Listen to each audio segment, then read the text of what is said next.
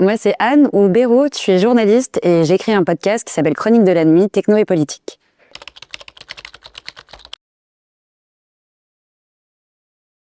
Le moment où j'ai compris que la fête c'était un sujet politique, c'était en plein confinement, le moment où les clubs n'étaient pas considérés comme prioritaires et essentiels. Et à ce moment-là, je me suis rendu compte qu'il y avait beaucoup trop de choses qu'on prenait pour acquises.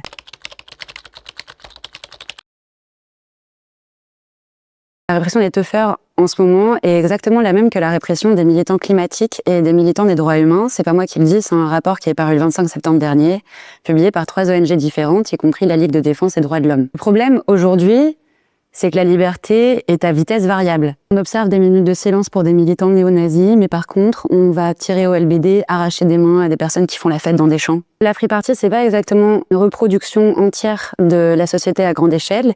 Par contre, elle incarne les extrêmes dans lesquels on peut aller.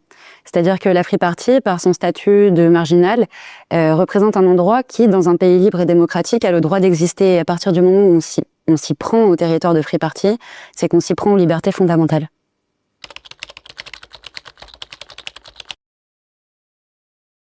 J'ai eu l'idée d'écrire un épisode sur la nostalgie, le retour au Y2K et aux années 90, parce que je me disais, mais c'est de plus en plus anxiogène demain, et j'avais de plus en plus de potes qui m'en parlaient, et qui me disaient, putain, mais j'ai arrêté de suivre la politique, j'ai arrêté de m'intéresser au climat, je fais plus le tri.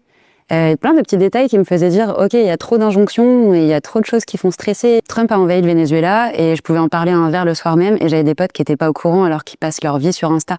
Donc on est vraiment dans un rejet de la conscience actuelle, parce qu'on est juste enseveli sous les mauvaises nouvelles. Et à ce moment-là, je commençais à voir l'explosion du retour de la tendance millennial optimisme, les tendances 2026 versus 2016. Et je me suis dit, mais c'est trop, pourquoi les plateformes instrumentalisent autant ce retour en arrière? Et comme d'hab, la scène des musiques électroniques incarne à petite échelle ce que la société à grande échelle fait comme tendance. Donc la trance, la yoga garage, autant d'endroits dans lesquels la nostalgie fait vendre et attire.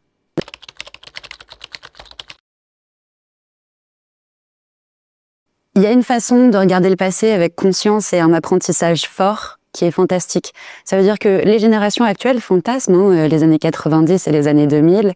Elles le voient avec beaucoup de joie et beaucoup d'entrain, ou alors à l'inverse, elles plaquent leur aigreur sur les Skeetos, les Nirvana et tout le grunge des années 90. Et en fait, ce qui est intéressant, c'est qu'ils le font, mais ils le font avec un apprentissage des dernières années. C'est-à-dire MeToo 2017, c'est-à-dire les Gilets jaunes, la réforme des retraites, c'est-à-dire les apprentissages climatiques, les incendies qui se multiplient. Donc il y a une forme de conscience quand même qui s'est imposée au-dessus de cette nostalgie qui fantasme quand même un univers qui certes était un peu désespéré à la fin des années 90, mais surtout dans le kitsch, la consommation et le superficiel au début des années 2000.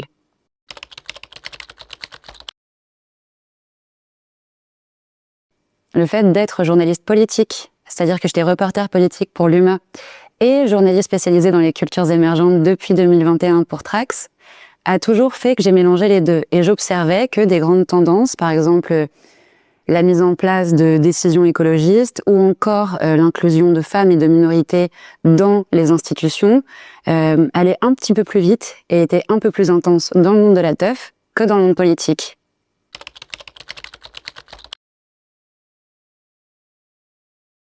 Aujourd'hui, tout le monde peut créer du contenu informatif avec des pastilles qui sont disponibles grâce aux applications de montage des grands réseaux sociaux. Donc en soi, n'importe qui peut être journaliste et donner une information au reste du monde avec son point de vue et pas forcément sourcé et pas forcément fact-checké. Exemple, il y a une fake news qui circulait la semaine dernière, j'en parlais avec des étudiants au lycée à qui je donne des cours d'éloquence, bref, et ils me disaient que Epstein était cannibale. Ils ont lu ça sur un faux compte d'infos sur les réseaux. Donc aujourd'hui, tout le monde en soi peut s'instituer journaliste, et ça a toujours été le cas d'ailleurs. La seule différence, c'est qu'il faut quand même avoir un tant soit peu d'esprit critique et d'être capable de remettre en perspective des informations en allant tout de suite vérifier. Et ça, c'est un réflexe qui s'acquiert.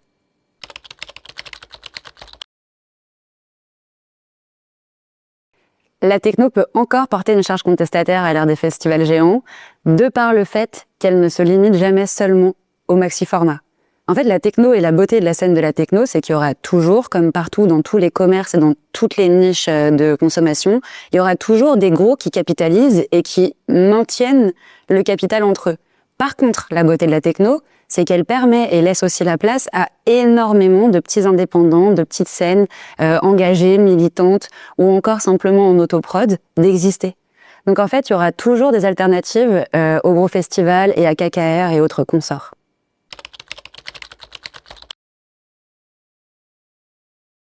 Les prochains sujets de podcast que j'ai envie d'aborder sont notamment sur l'engagement dans la scène. Donc, comment est-ce que c'est possible de conjuguer engagement, militantisme et propos clivants dans une scène qui ne demande qu'à se réfugier parfois derrière une musique et des tendances qui sont simplement cycliques. Mon club préféré à Paris, c'est le Pop-Up du Label, parce que c'est un endroit qui permet l'émergence de plein de petits groupes, qui met à sa programmation des DJ, des artistes ou des labels qui sont pas encore hyper reconnus. Il y a des release parties, il y a du jazz, enfin, il y a vraiment plein de trucs, donc c'est jamais cher aussi. Donc c'est vraiment ce que j'aime.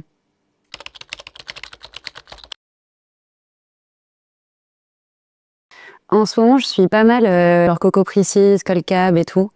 J'adore ce qu'elles font. J'ai aussi une passion pour une artiste qui s'appelle Jada, J-A-D-A, et qui, elle, est capable de mélanger absolument tous les genres. D'un coup de baguette magique, elle te mélange tous les styles. Elle est sur 3 platines comme ça en même temps. Les transitions sont juste folles et complexes. Et toi, t'es juste surpris en permanence pendant ces sets.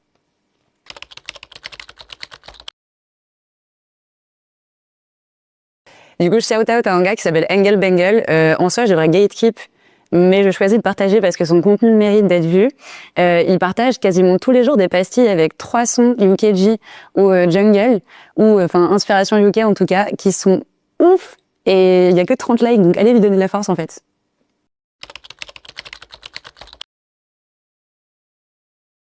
Le préjugé qui tourne le plus pour moi sur la scène techno et de musique électronique, c'est que c'est un endroit qui est pas politisé.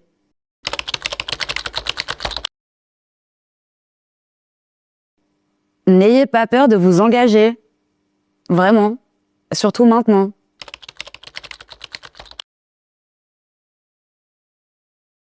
Il y a trop de musique et il y a trop d'influence aujourd'hui pour se cantonner à un genre et à une DA. Genre, pour moi, je prône les DA chamarrés et les espèces de kaléidoscopes de son, quoi. En plus, c'est ça qui me fait vraiment plaisir quand je suis sur un dance floor, c'est d'avoir quelqu'un qui m'amène là où je pensais pas du tout qu'il allait le faire. Donc, go.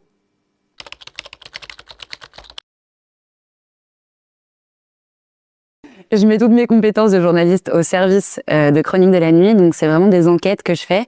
N'hésitez pas à les donner de la force parce que j'ai pas de soutien médiatique et pas de soutien financier derrière tout ça. J'ai que le soutien de Valek, du coup Valentin Koprowski, avec lequel on taffe le sound design de malade. C'est immersif, c'est hyper quali, donc vraiment connectez-vous, écoutez-le et donnez-nous vos retours.